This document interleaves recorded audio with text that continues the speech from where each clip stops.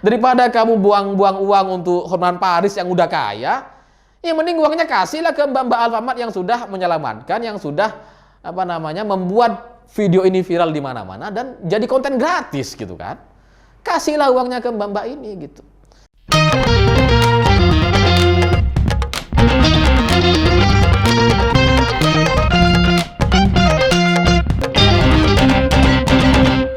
Selamat malam para mantan, selamat malam untuk semua cerita yang sebenarnya sudah selesai tapi kemudian diungkit dan jadi permasalahan.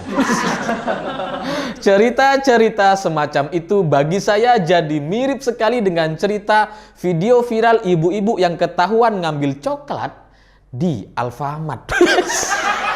Di videoin sama mbak-mbak Alfamartnya gitu ya. Ibu kok nggak jujur sih ngambil coklat? Bayar dulu lah. Saya ngelihat ibu ini ngambil coklat gitu ya. Video ini viral di mana-mana, trending di TikTok dan menjadi pembicaraan banyak orang, dikomentari oleh banyak orang. Ada yang ngehujat, ada yang ngeledekin, ada yang nanya gitu ya. Banyaklah orang yang komentar gitu ya. Tapi setelah video ini viral di mana-mana, muncul satu video klarifikasi yang pada isinya mbak-mbak Alfamart ini akhirnya meminta maaf kepada ibu-ibu yang ngambil coklat. Ini yang merupakan keajaiban dan membuat banyak orang jadi marah gitu. Kok bisa? Yang ngambil coklat dia, yang minta maaf mbak-mbak Alfamart. Kok bisa? Inilah yang kemudian banyak orang kemudian bereaksi. Bahkan Hotman Paris juga bikin video nge-vlog gitu ya. Saya siap membela mbak-mbak Alfamart. Ada Arif Muhammad, ada Giring Ganesa juga ikut berkomentar. Siap membela mbak-mbak Alfamart. Tapi saya coba tabayun gitu ya. Coba meneliti. Tabayun itu kan ya sama aja teliti gitu ya. Dari dua video yang viral ini, saya melihat bahwa ada kejanggalan gitu. Ada sesuatu yang cukup gak masuk akal gitu. Gimana ceritanya orang ngambil coklat di Alfamart tapi dia bawa Mercy. Lah kok bisa gitu? Karena dalam keyakinan saya, seseorang itu mencuri sesuatu yang biasanya dianggap berharga bagi dia gitu, di level dia. Nah, kalau levelnya Mercy, kalau mau nyuri minimal gitu ya, yang seharga Mercy gitu kan. Minimal gitu. Tapi ini bawa Mercy ngambilnya coklat yang harganya cuma puluhan ribu ya. Padahal Mercy itu pajaknya tuh mahal kan, jutaan rupiah bisa belasan juta untuk tipe itu gitu kan. Nah ini kok nyurinya malah coklat, cuma 2 lagi.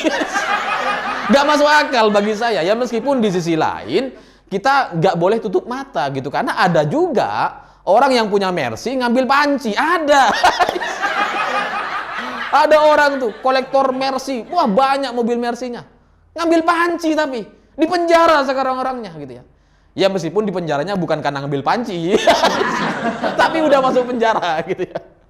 Jadi kita nggak boleh tutup mata. Tapi di sisi lain ya itu agak-agak logis ini gitu. Tapi setelah saya baca banyak berita hari ini, kemudian pengacara dari Ibu Mariana ini, ibu yang ngambil coklat itu gitu ya, dia kemudian menjelaskan kronologinya bahwa di hari pertama ketika dia ketahuan ngambil coklat itu, sebenarnya hari itu udah selesai gitu. Dia ketahuan ngambil coklat, dia kemudian mengakui kesalahannya. Ya dia memang dalam videonya gitu ya, ketika direkam, ibu-ibu ini langsung keluar lagi dari mobilnya gitu ya. Terus kemudian masuk ke dalam Alfamart dan bayar gitu. Dan menurut si pengakuan pengacaranya ini, ibu ini udah bayar denda sekitar 80 atau 100 ribu. Dan coklatnya itu dia nggak ambil gitu, karena dia ngerasa bersalah dalam hal ini gitu. Nah, setelah ini kemudian dianggap selesai karena dia juga sudah bayar gitu awalnya gitu ya.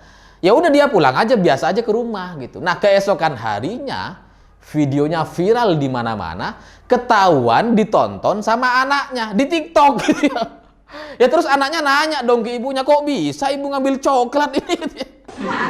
Ini viral nih ibu di mana-mana nih gitu. Nah, gara-gara viral di mana-mana inilah kemudian ibu ini bawa pengacaranya untuk mendatangi Alfamart terkait gitu, untuk meminta penjelasan, dan muncullah video klarifikasi yang kedua itu gitu.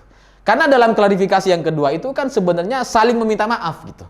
Si mbak-mbak Alfamartnya meminta maaf kepada Ibu Mariana yang dianggap sudah merugikan gitu ya, sudah mencemarkan nama baik dia karena dia jadi dibully gara-gara video itu gitu ya. Sementara pihak pengacaranya juga sudah meminta maaf atas kesalahpahaman ini dan sudah diselesaikan secara kekeluargaan. Sampai di sini sebenarnya ini udah selesai gitu, karena dua pihak sudah ketemu, sudah menyelesaikan secara kekeluargaan, dan ya udah. Cuma menjadi masalah apa? Ya karena pihak-pihak lain di luar sana gitu ya. Ini ikut berkomentar, ikut membela, bahkan ingin memberikan pengacara gratis gitu ya.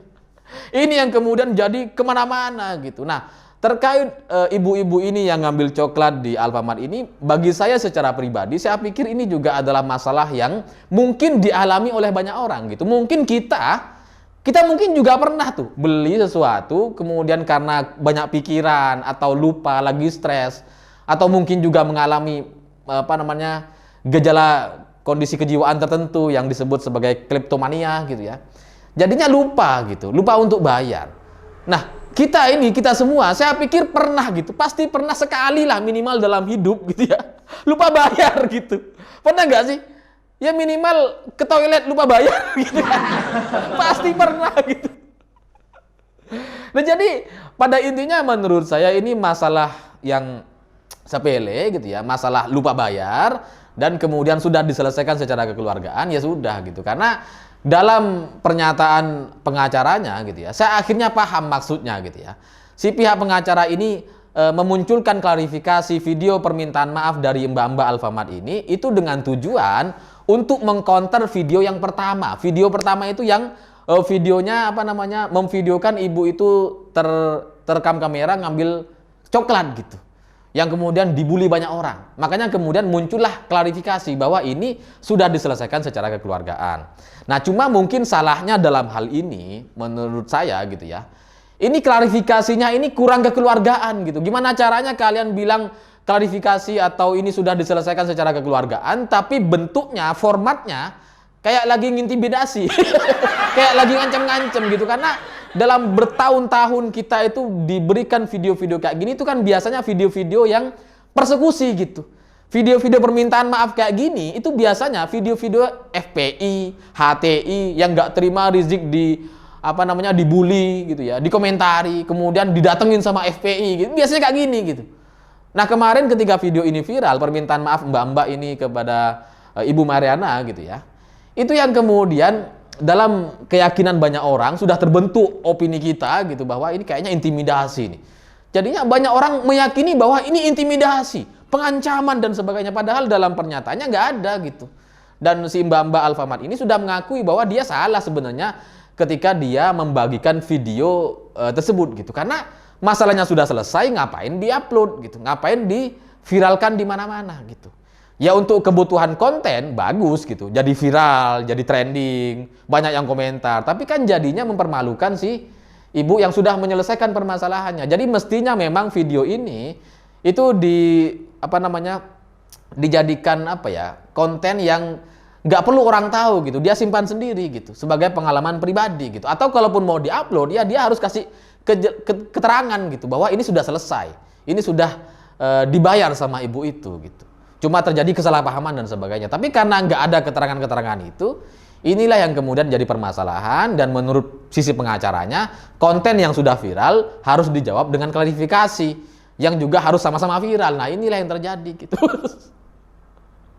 Jadi ya nggak tahu lah, ini sebetulnya bagi saya masalah yang sepele gitu ya, masalah yang seharusnya selesai secara kekeluargaan, tapi kemudian pihak Alfamart-nya gitu ya, ini saya nggak ngerti lah, pihak Alfamart ini kemudian menunjuk Hotman Paris untuk melaporkan ibu-ibu yang ngambil coklat itu dengan dua laporan mengambil barang, terus laporan mengintimidasi. Padahal sebenarnya sudah selesai secara kekeluargaan gitu. Ngapain masih memperpanjang masalah ini? Ngapain gitu? Ya karena di Indonesia ini gitu ya, kita kan punya hukum yang bisa diselesaikan secara kekeluargaan. Nggak usah coklat deh yang harganya cuma puluhan ribu gitu ya. Nabrak mobil aja, gesekan mobil aja yang kerugiannya bisa ratusan ribu sampai jutaan gitu ya. Itu bisa selesai dengan kekeluargaan kok. Ini ngapain kita harus perpanjang laporan kepolisian, mau diproses hukum ngapain gitu. Kalau bisa kekeluargaan ngapain proses hukum, ngapain.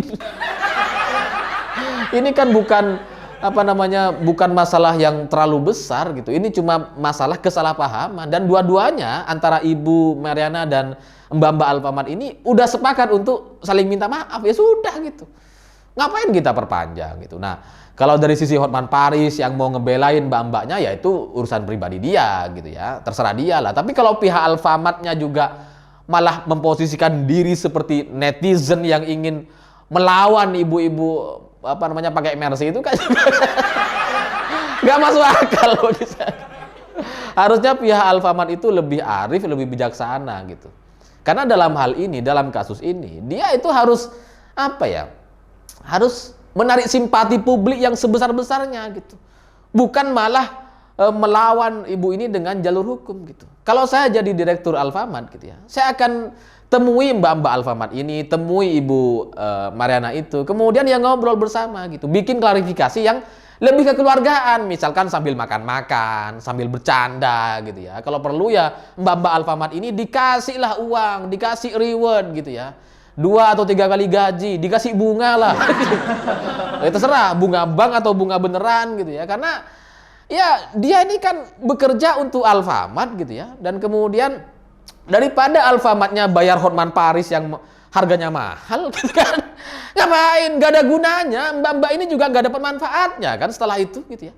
Ngapain, mending ya kasihlah ke mbak-mbak Alfamart ini gitu. Karena pekerja-pekerja di Alfamart itu setahu saya itu sangat-sangat berjuang gitu. Mereka itu kalau kehilangan barang mereka ikut ganti gitu ya. Ada yang ganti harian, ada yang ganti bulanan, ada yang promo uangnya belum masuk. Wah, banyak lah saya dengar ceritanya. Jadi pegawai-pegawai Alfamart itu sebenarnya orang-orang yang sangat-sangat berjuang, dan mereka bekerja di bawah tekanan gitu. Kadang mereka dapat gaji itu ya dipotong sama denda-denda yang kehilangan barang gitu, dari ratusan ribu sampai jutaan gitu.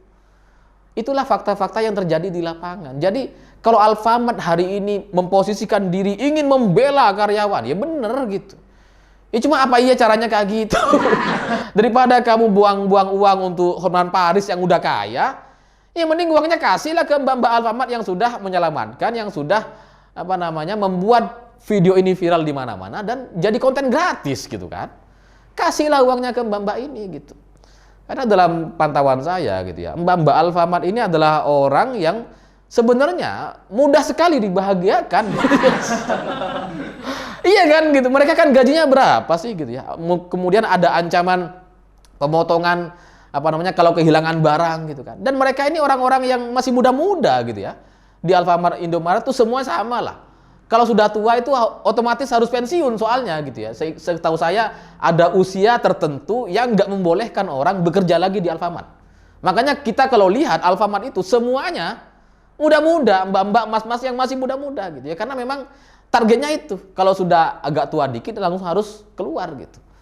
Nah, kepada mereka ini yang selama ini berjuang, kasihlah uang gitu, kasihlah penghargaan. Ngapain sama Hotman Paris kemudian mau melanjutkan kasus ini berlarut-larut, panjang-panjang itu, mau proses hukum, habisnya banyak juga. Ini kan mending naktir mbak-mbaknya gitu, kasih gaji 10 kali lipat pun kayaknya tuh masih mahalan si Hotman Paris kan gitu ya. Kalau kita mau hitung-hitung, itu berapa tarifnya Hotman Paris? Mahal gitu. Jadi ya pada akhirnya menurut saya ini harusnya diselesaikan secara kekeluargaan. Kalau misalkan ada yang salah gitu ya dalam klarifikasi itu, saya lihat ya harusnya diselesaikan dengan cara yang nggak kaku gitu. Karena memang dalam video klarifikasi permintaan mbak-mbak Alfamart ini kepada pihak Ibu Mariana itu terlihat kaku sekali, kayak orang yang diintimidasi. Meskipun sebenarnya mungkin nggak ada, mungkin ya ada bahasa juga, ini bahaya loh, ini bisa kena undang-undang ITE loh, ini kan masalahnya sudah selesai dan sebagainya. Tapi itu kan nggak masuk dalam intimidasi seperti yang terjadi sebelumnya, seperti yang ditunjukkan oleh orang-orang FPI dan kawanannya gitu kan. Ini kan berbeda, ini kan orang yang berbeda sama sekali. Jadi pada akhirnya menurut saya selesaikanlah secara kekeluargaan karena saling terjadi kesalahpahaman gitu ya. Dan untuk kasus hukum ya saya pikir ini sama-sama orang yang yang nggak punya nilai kerusakan bagi negara gitu kan. Ibu-ibu yang ngambil coklat itu kan nggak melakukan apa-apa, nggak kayak si orang panci yang punya Mercy gitu, nggak gitu kan.